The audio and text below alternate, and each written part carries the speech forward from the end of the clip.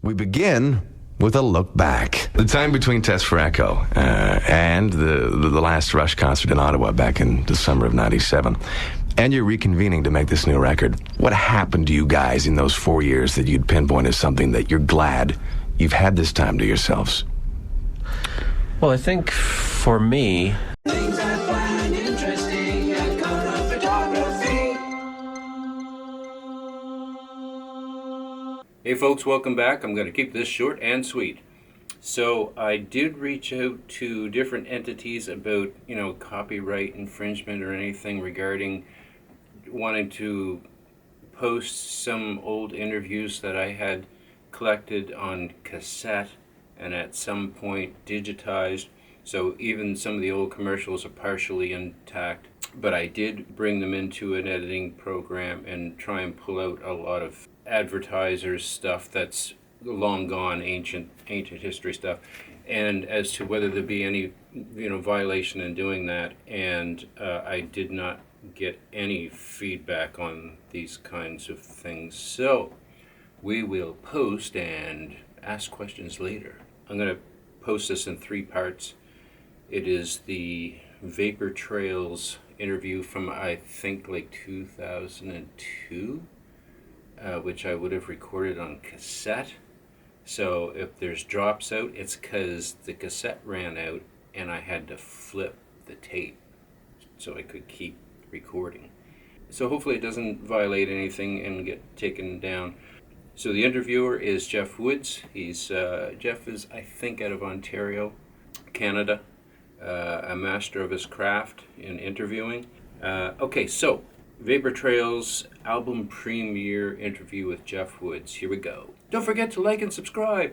And it's my distinct pleasure to sit down again with Alex Lifeson and Geddy Lee. And in spirit, Neil Pearce, who is yet to re-embrace the media, having stepped out of the limelight to deal privately with tragic personal loss.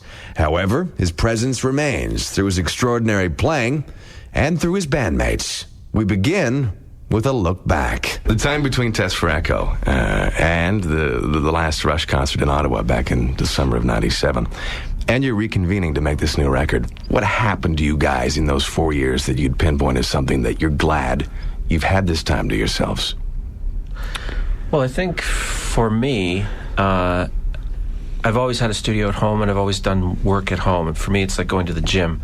It gives me an opportunity to experiment and try things out. And I do a lot of stuff with my son, who writes a lot of electronic music. So that gets me in a different slant, a different perspective.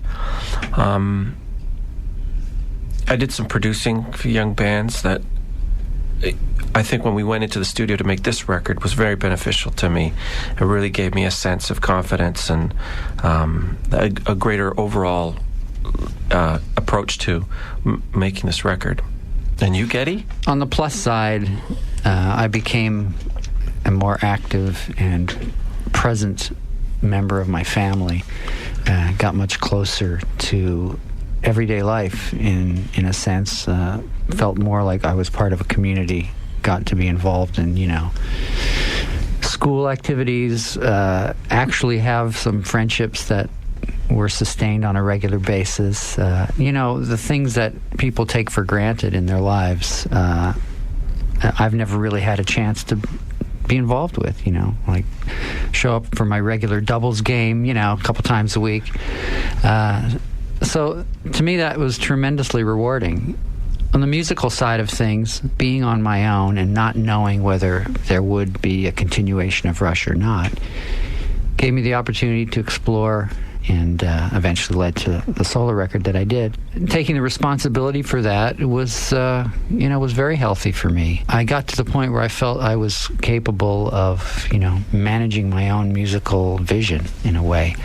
And, as with Alex, when he came in from the different projects that he was doing to do this project, that was a very good preparation for me for the Rush project, because I came in with a renewed sense of confidence, and I felt very in control of my tools, so to speak, the technology and my language in a way, the language that I use to express my ideas with, which is music. I felt very close to that. So when Alex and I started writing this album, there was a real respect, a real mutual respect for the fact that we had been away, and now we are back, and we bring all this new kind of energy to it.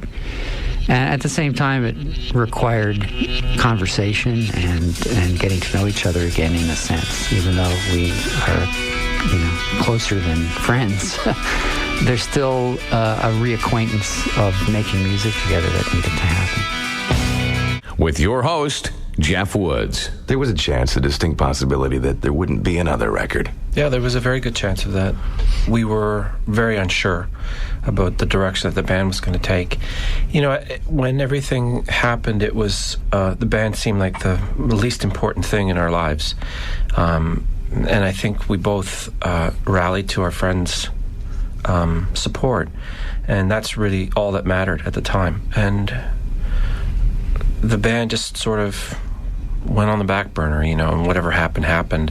If it was going to come around, great. And if it wasn't, then, we had to be prepared to accept that and just carry on.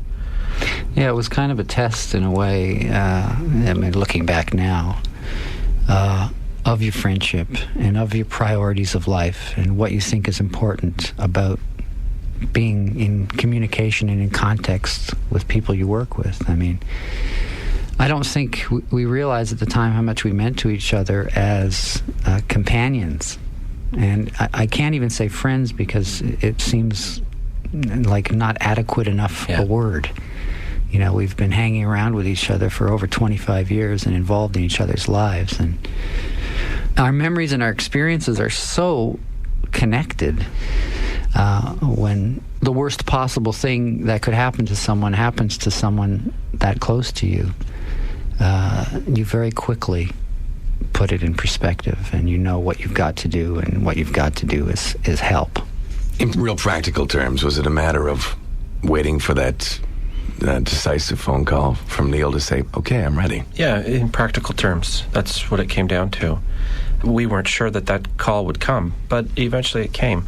And I think Neil felt at some point that he needed to focus on a project that was going to be challenging, and things changed in his life and his relationship, and he was trying to make a new start of his life. So we met and we talked about it, and we decided we'd get back and start work, and kept our fingers crossed. And it was a little bit of an adjustment when we first got together. As Geddy said, we spent a lot of time talking, feeling each other out, getting a sense of where we were going, where we'd been. And very delicately we started, and we worked quite a bit and didn't really get off on what we were doing for the first couple of months. It was really clearing out the cobwebs more than anything. Once we got a little break from that first session, we came back in much clearer on what the direction was and what we needed to do.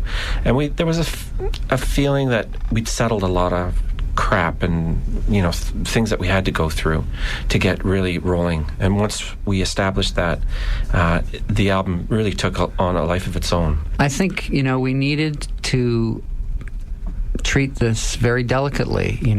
Here was Neil ready to come back to work, but not knowing what kind of emotion would be brought out of that experience. To look at us brings back a lot of instant memories to him, some good and some very painful. To come back to the city that he lived in and experienced a good life in also was fraught with those kind of fears of what kind of memories would come back. So our first discussion that Alex described was very delicate, and we decided, look, let's just kind of pretend we're making a record, and we'll get ourselves in an intimate environment where it's just the three of us, really, and only the personnel that we really, really need. And let's just take the deadline, take the schedule out of the equation, and let's see what happens. And we'll just go slowly. And if at any time it feels uncomfortable for you, or it's not working, and we need a break or we need to stop, well, we'll just stop. And that's how we began the whole thing. As soon as we got together and started talking about work, there were sparks of excitement about what could be achieved. And there was a lot of humor starting to seep in, and we remembered that the reason we're probably still together is that when we go to work, it feels more like fun than work. The anticipation for a new Rush song on the radio, as you can well imagine, among fans was overwhelming. What would it sound like? When would it finally come? And so on. Tell us about the first taste that we did get, one little victory. That song was born out of